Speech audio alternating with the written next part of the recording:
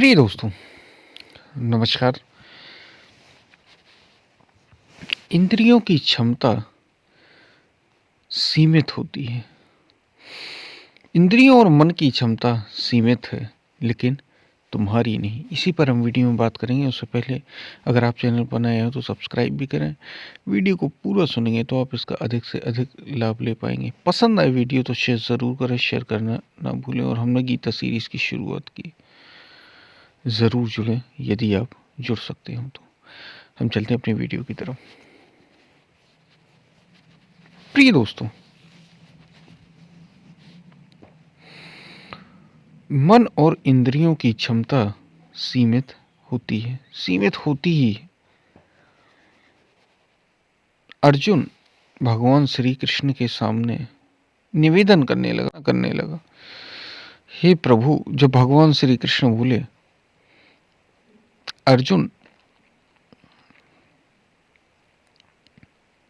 तू इस मन को अपने वश में कर, इन इंद्रियों को अपने वश में कर, ना कि इनके वश हो जा। तो अर्जुन एकदम ऐसा समझिए कि जैसे हम सभी, अर्जुन एकदम घबरा गया। बोली, ये आप क्या कह रहे हैं कि इस मन को वश में करिए? मन को वश में करना तो मैं वायु को वश में करने जैसा समझता हूँ। अर्जुन ने वैसे ही प्रश्न किया जैसा हम सभी के मन में आता है। आप कह रहे हो मन को वश में करो, मन को कैसे वश में करेंगे? ये मन वश में होता तो फिर कहना ही क्या था। मन वश में होता ही नहीं, इंद्रियां वश में होती ही नहीं है। हाँ, हम जरूर मन के वश में। अर्जुन ने सीधा यही प्रश्न रखा कि इसको तो मैं वायु के समान कठिन समझता हूँ, वश में करना। आप ऐसा कह रहे हैं कि वायु को अपने वश में कर लो? कैसे संभव होगा? हवा को अपने कोई वश में कर सकता है क्या? ये तो बहुत कठिन काम है, बहुत कठिन। भगवान श्री कृष्ण, जब अर्जुन ये बोला तो भगवान श्री कृष्ण मुस्कुराए और बोले, अर्जुन निसंदेह, बिल्कुल ये मन या फिर ये तुम्हारी इंद्रियां, इनको वश में करना इतना आसान नहीं। ये कठिन कार्य है, लेकिन असंभव फिर भी नहीं।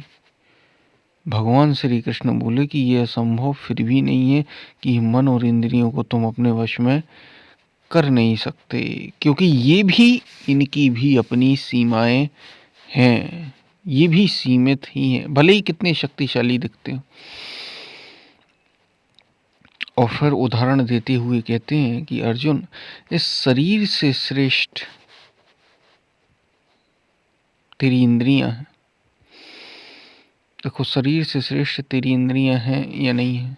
शरीर एक ही जगह पर है, एक ही जगह स्थित है, ठीक है।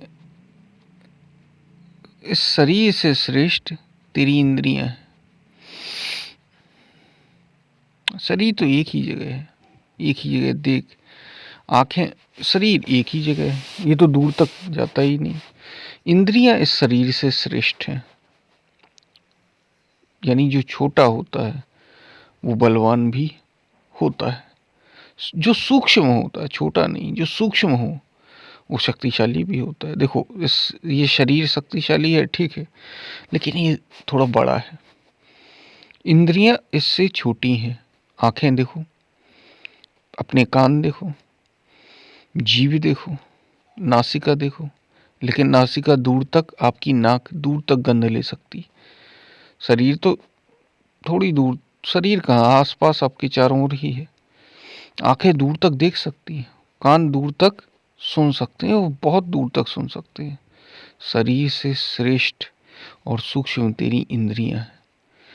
इंद्रियों से भी सूक्ष्म और श्रेष्ठ अगर कोई है तो वो तेरा मन है। आंखें कितने ही दूर तक देख लें, लेकिन एक सीमा के बाद ये आगे नहीं जाती। इंद्रियां कितने ही दूर तक देख लें, कान तुम्हारे कितने ही दूर तक सुन लें, लेकिन एक समय बाद कान भी बहुत दूर, बहुत दूरी का नहीं सुन सकते। 20 किलोमीटर का थोड़ी तुम्हें सुनाई देता है। जंगल में तुम सुन सकते हो, यहाँ तो तुम 1 किलोमीटर दूर का भी नहीं सुन सकते। तो इंद्रियों की क्षमता सीमित है। इससे भी श्रेष्ठ और सूक्ष्म मन है। इंद्रियां तो दिखती हैं, मन तो दिखता भी नहीं। हाँ, तुम इतना ज़रूर देखते हो कि ये विचार आया मेरे मन में, ये विचार आया, ये विचार आया, अब ये आया, अब ये आया, अब ये आया। तो ये सूक्ष्म और ये मन से तुम यहाँ से बैठे कहीं भी जा सकते हो, कहीं भी हो सकते हो।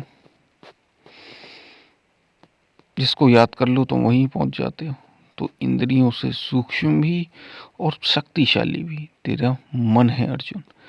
और आगे भगवान श्री कृष्ण कहते हैं कि मन से भी श्रेष्ठ भी और सूक्ष्म भी तेरी बुद्धि है। बुद्धि मन से भी सूक्ष्म है और श्रेष्ठ भी है, वो अर्जुन तेरी बुद्धि है।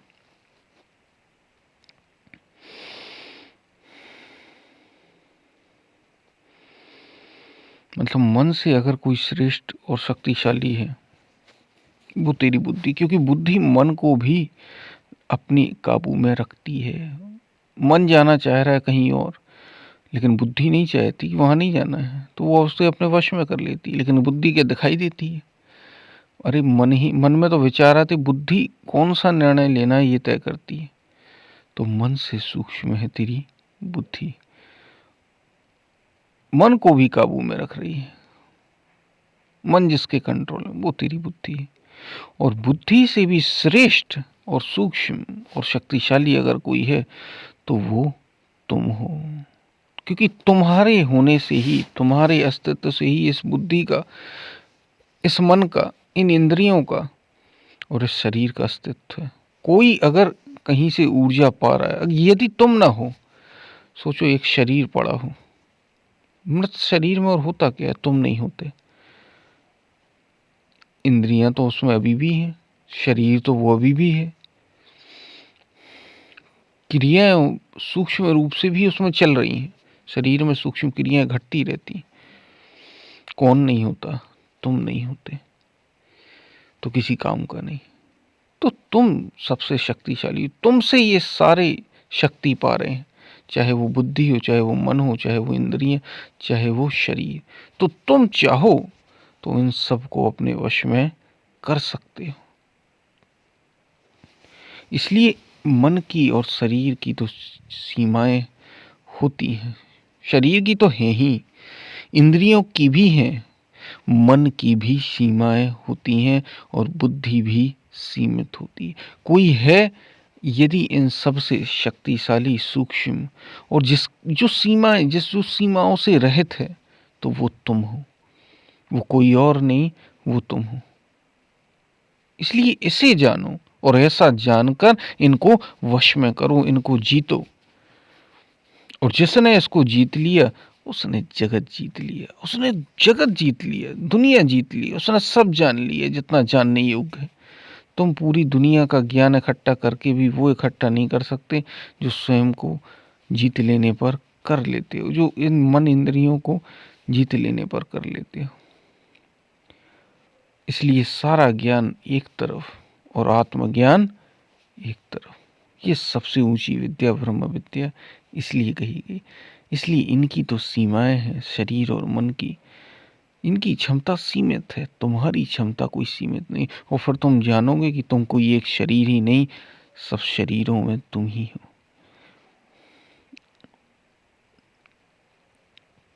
शायद आप बात को समझ रहे हो क्या कही जा रही। पसंद आए वीडियो तो शेयर ज़रूर करना। हमने गीता सीरीज़ की शुरुआत की, ज़रूर जुड़ें यदि आप जुड़ सकते हो तो। और कोई प्रश्न हो आप कमेंट में पूछ सकते हैं। फिर मिलते हैं, तब तक के लिए धन्यवाद।